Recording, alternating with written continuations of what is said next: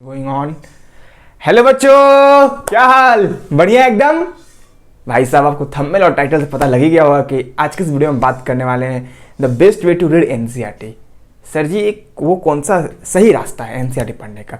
पता है, एक तो आपको बात बताता हूँ मैं। बहुत से बच्चे ना बोलते हैं कि सर एनसीईआरटी लैंग्वेज बहुत टफ है, बट रियलिटी में सर एनसीईआरटी लैंग्वेज बहुत ज़्यादा टफ नहीं है सर। आप लोग पता नहीं एनसीईआरटी लैंग्वेज क्यों टफ लगते हैं। देखो यार, वीडियो को स्टार्ट करने से पहले ना पहले अपन चीज़ एक जान लेते हैं ना कि एनसीईआरटी क्यों इंपॉर्टेंट है। Why NCERT is important. First of thing ये हमको जानना बहुत जरूरी है, क्योंकि देखो यार, अगर हम जानेंगे नहीं कि एनसीईआरटी क्यों जरूरत है, वो चीज़ हम कभी समझ नहीं सकते हैं सर जी। तो अगर मैं आपको बात कहूँ तो देखो अब क्या हुआ कि जैसे एनसीईआरटी है सर आपका, अगर आप बोर्ड लेवल का स्टूडेंट हो, अगर आप 10th में तैयारी कर रहे हो सर, आप चाहते हो कि सर आप एनसीईआरटी छोड़ के आर्य सवाल, आर डी शर्मा, पियर्सन लगाओ, तो देन सर आपका मार्क्स कटना जरूरी है सर। आपका मार्क्स कटेगा सर। बोर्ड लेवल के स्टूडेंट हो तो एनसीईआरटी से कोई मतलब कंप्रोमाइज़ मत करना सर कि सर एनसीईआरटी छोड़ देंगे। बहुत से बच्चे होते हैं ना, बोलते हैं सर अभी हम तो आर एस वाला लगाएंगे, अभी आर डी शर्मा लगाएंगे सर, लास्ट में एनसीईआरटी लगा लेंगे सर। पक्का बता रहा हूँ भाई, अपने पैर पर कुल्हाड़ी मार रहे हो। अगर आप बोर्ड लेवल के स्टूडेंट हो, आप पहले चीज़ जानो कि एनसीईआरटी को पढ़ना कैसे सही तरीका से। मैं ये वीडियो बताऊंगा कि सही तरीके से पढ़ना कैसे है। इंपॉर्टेंट समझो सर एनसीईआरटी के। मेरे कमरे में तुम देखोगे ना भाई साहब, केवल एनसीईआरटी तुमको दिखाई देंगे। हाँ, साइड बुक भी रहेंगे, बट एनसीईआरटी सबसे सबसे ज़्यादा है मेरे पास। सही तरीका है एनसीईआरटी के पढ़ने का। सुनो मेरी बात को। आप पहले इंपॉर्टेंट की बात करते थे, फिर अगर पॉइंट 2 बात करें आपको, अगर आप 11th 12th जेई का मेंस के बच्चे हो, मेंस का नीट के बच्चे हो सर, आपका अगर मेंस के बच्चे हो ना सर और नीट के बच्चे हो, आपका बायोलॉजी नीट वाले के लिए और मेंस वाले के लिए और नीट वाले के लिए केमिस्ट्री। केमिस्ट्री भी 3 भाग होते हैं। मैं आपको बता दूं, अगर 10th वाले बच्चे देख रहे हैं वीडियो ना, आगे आप केमिस्ट्री लेने का प्लान किया हो ना, तो केमिस्ट्री के 3 भाग होते हैं, ऑर्गेनिक, इनऑर्गेनिक एंड फिजिकल। आपका जो 12th 11th 12th में ना जो जेई का पेपर होता है, फिजिकल एनसीईआरटी टच नहीं करता है, बट सर जी आपका ऑर्गेनिक एंड इनऑर्गेनिक एनसीईआरटी से क्वेश्चन पूछता है सर। इनऑर्गेनिक से डायरेक्ट क्वेश्चन उठाता है सर। बोलता है कि लेफ्ट और राइट गए पीरियड टेबल में, तो बताओ कि स्टेबिलिटी घटेगी कि बढ़ेगी। मिलेगी मैथ जो उसका ये जो डक्टाइल प्रॉपर्टी है वो घटेगा कि बढ़ेगा। डायरेक्ट सर एनसीईआरटी क्वेश्चन उठाता है सर। अगर आप कहीं और आगे, अगर आप 10th के बच्चे हो, आप चाहते हो सीएचएस का 10th के बाद एक एग्जाम होता है सीएचएस का, जो कि जिससे आप बीएचयू में जा सकते हो। आप बहुत से कॉलेज का एग्जाम होता है, आप चाहते हैं उसे देने के लिए, आपके एनसीईआरटी सर क्वेश्चन आते हैं सर। मैथ्स का मैं एक्चुअली मैं मैथ्स का बात नहीं कर रहा, मैथ्स के क्वेश्चन बाहर हिट करते हैं, बट सर आपका साइंस का 10th के बाद साइंस का एसएसटी का पेपर आप प्योर एनसीईआरटी से उठते हैं। इनफैक्ट आप जब क्वेश्चन पर सॉल्व करोगे ना बोर्ड लेवल का, सारा क्वेश्चन सर आपका, सारा क्वेश्चन से बता रहा हूं मैं, आपका एनसीईआरटी के क्वेश्चन होते हैं। अब देखिए the best way to read NCERT sir. अब बोलिएगा सर जल्दी बताइए सर तरीका। देखो यार, एक मैं जो आपको टिप बता रहा हूँ ना, आप सारे टिप को फॉलो करना। 100% बता रहा हूँ मैं, 100% आपको एनसीईआरटी टफ नहीं लगेंगे। पहला थिंग पता है बच्चे क्या करते हैं?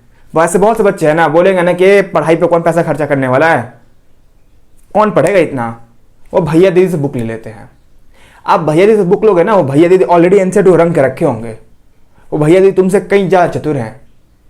आप एक रंगा हुआ बुक ले रहे हो, जो कि पहले से मान के चलो। अगर मैं आपको बुक दूँ, ये देखो आप, अगर मैं आपको बुक दूँ, ये देख लो पूरा बुक पहले से ऑलरेडी से रंग पूरा पेंट किया हुआ बुक।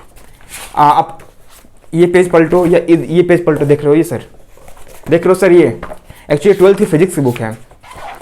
आप देखोगे ना सर, ये सारा बुक आपका पेंट किया हुआ है सर। ऐसा बुक ले क्या फायदा सर आपका, जो ऑलरेडी पेंट किया हो। फर्स्ट थिंग ना, आप एक न्यू एनसीईआरटी बुक लो। अगर आप न्यू अफोर्ड नहीं कर सकते हो, इसी वीडियो के डिस्क्रिप्शन बॉक्स में आपको लिंक मिलेगा सर जी।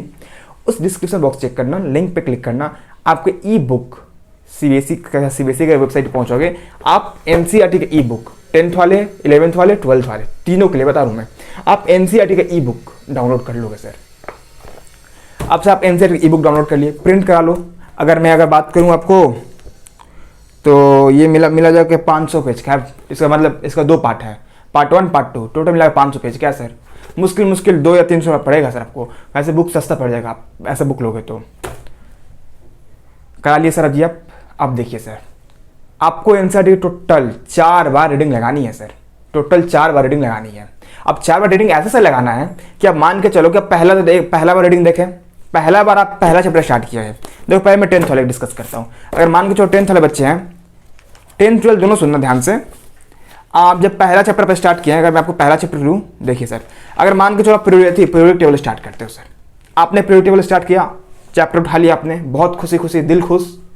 अब देखो सर, पहली बार सर जी, पहली बार आपको मैक्सिमम मतलब मिनिमम या मैक्सिमम समझो, मैक्सिमम 3.5 से 4 घंटा एक चैप्टर को ध्यान से पढ़ना है। एक एक लाइन पढ़ो। देखो सर जी, आप एक एक लाइन पढ़ो सर, इसको आप इसका एक एक लाइन ध्यान से देखो। इसमें आपको सर 10th वाले बच्चों की एक्टिविटी आती है सर जी। आप एक एक चीज देखो, ये क्वेश्चन अंदर क्वेश्चन करो आप एक एक। आप पहली बार 3.5 से 4 घंटा आप एक चैप्टर को दो, सारा ये सब कुछ पढ़ो, पॉइंट आउट करो। अब मान के चलो कि अगर आपको मैं बात करूं, देखो अगर यहाँ पे आपको दूं, देखो limitation of Mendeleev classification, Mendeleev limitation sir ji, आप इसमें से अंडरलाइन करो सर, मैंडलीफ का क्या लिमिटेशन है सर, आप इस चीज को अंडरलाइन करो सर। 3-3.5 घंटा एक चैप्टर को दिए सर, अंडरलाइन कर लिए। जहां पे सर फार्मूला है फार्मूला लिखो, जहां पे सिंबल बनाना हो सिंबल बनाओ। आपने पहला काम किया। मैंने टोटल क्या बताया, मैंने आपको बताया 4 बार आपको टोटल एनसीईआरटी पढ़नी है सर। आपने पहला बार में क्या किया सर, मस्त से पढ़ा, सारा पॉइंट को अंडरलाइन किया। ओके सर, अब आप ऐसा A4 शीट पेपर लोगे सर, ये देखो A4 ऐसा पेपर लो, और नहीं तो ये A4 शीट ऐसा कॉपी ले लो सर। आप देखिए सर, ये कॉपी A4 शीट कॉपी आप ले लो। ओके सर, जितने हाईलाइट पॉइंट है सर जी, जितने आपने पॉइंट हाईलाइट किए हैं, आप उस कॉपी पे नोट डाउन कर लो। समझ रहे हो मेरी बात को? मैक्स टू मैक्स अगर मैं बात करूँ ना, 3 पेज लगेगा सर आपको। आप अगर ऐसे पेज देते हो 3 पेज, एक पेज ऐसे 2 और 3 पेज, टोटल आपको 3 पेज लगेंगे सर। 3 पेज में पूरा चैप्टर समाप्त करो। ट्राई यही करो यार कि 3 पेज में चैप्टर समाप्त करें। अगर बड़ा चैप्टर है तो 4 पेज जाएगा, और क्या 3 पेज में आप चैप्टर करो समाप्त। कर लिए समाप्त? Okay sir. अब आपको दूसरी बार रीडिंग तब लगानी है जब अगर बुक का मैं बात करूँ ना, देखो सुनो मेरी बात को, अगर 10th वाले बच्चे हो ना, 10th वाले आप पहले खुद निकालो, 12th वाले बच्चे हो, जैसे 10th के बच्चे हैं, 16 चैप्टर है सर। आप जब 8 चैप्टर कंप्लीट करोगे ना सर, 9th स्टार्ट करने से पहले सर आप 8 के पूरा फिर से रिपीट करो सर। आप ये जो 8 है ना, पूरा 8 को फिर से आप रीडिंग डाल लो सर। हम साइड बुक से पढ़ने वाले हैं। देखो यार, साइड बुक यूज कर सकते हो, मैं ये बिल्कुल मना नहीं कर रहा हूँ, बट साइड बुक में बहुत सी बातें छूट जाती हैं, एनसीईआरटी में बातें आ जाती हैं। फिर बोलोगे सर क्वेश्चन बाहर से आ गए, या क्वेश्चन सही बता दो, मैं लिख कर देता हूँ, कभी भी 10th लेवल क्वेश्चन बाहर से नहीं आया है। बाई चांस हम मैथ्स में क्वेश्चन फिसलते हैं, ये साइंस और एसएसटी में क्वेश्चन नहीं फिसलते हैं। पता है बहुत से लोग बोलते हैं ना कि सर जो ये प्रैक्टिकल क्वेश्चन आता है बुक में नहीं दिया रहता है। बुक में क्वेश्चन रहता है यार, आप एक्टिविटी करो ना, आप एक्टिविटी करो, आपको मिलेगा क्वेश्चन। समझे मेरी बात को?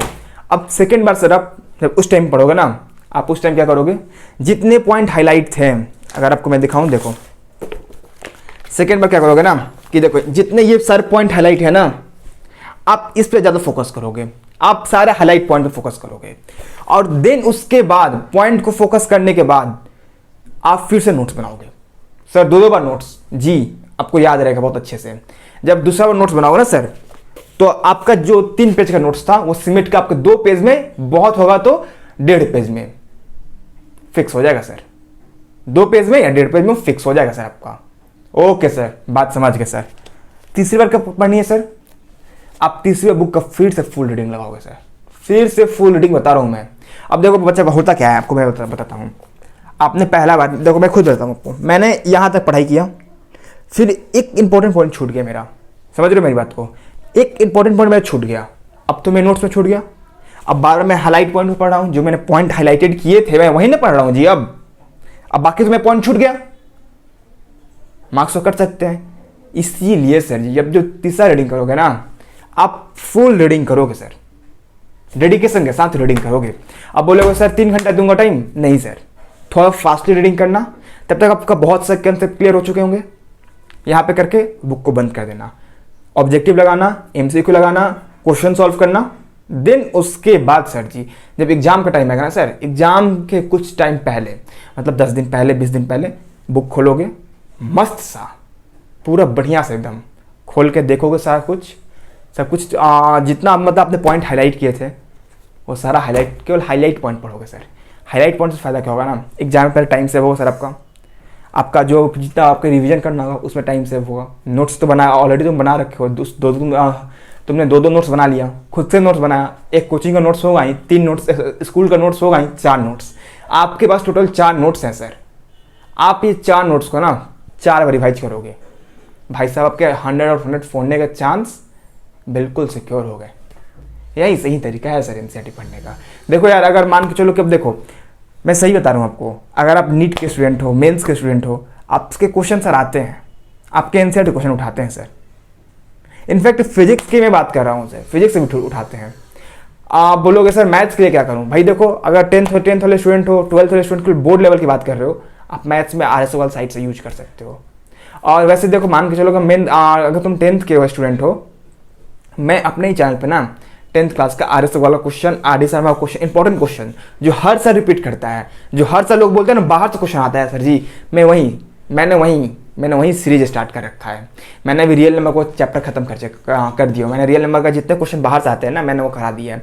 आप पूरे मेरा एक्सरसाइज देखो, मैंने पता है, मतलब आप एक चैनल विजिट कर लो, विजिट करो चैनल को, अच्छा लगे तो सब्सक्राइब कर लेना, लाइक करना वीडियो को, कमेंट करना। अब देखो, अब बताता हूँ मैं आपको, क्लास 10th वाले के लिए ना मैंने रियल नंबर पूरी अच्छे से खत्म किया है।